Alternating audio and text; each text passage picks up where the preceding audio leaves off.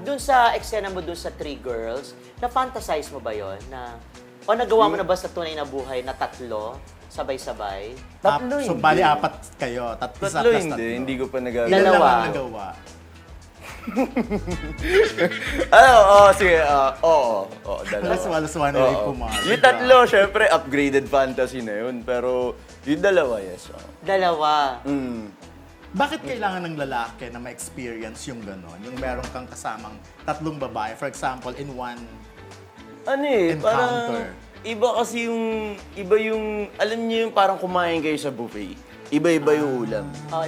Iba-iba yung lasa. Iba-iba yung lasa, iba-iba yung texture. So, Galing ka ganun yung sumagot. Tama naman daw. Oo. Ganun.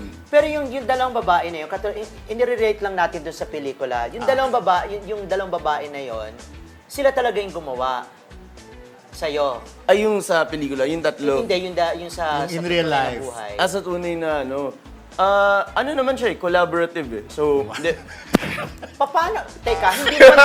Gusto ko yung collaborative, so kailangan talaga... Eto, siguro tanga lang ako or gusto na magpatawa. Jusera, ka ikaw pa ba? Hindi. Paano sabay mong kinembot yung dalawa or one at a time? sabay talaga, like at the same time. Paano may sanga yung ano mo? Hindi, ano lang, May ganun. Ay, hindi, so nandun parang lang ano, siya. parang go with the flow lang. Kumbaga merong may main battle, tapos may nagsusuporta sa laban. Parang ganun. Kayoka.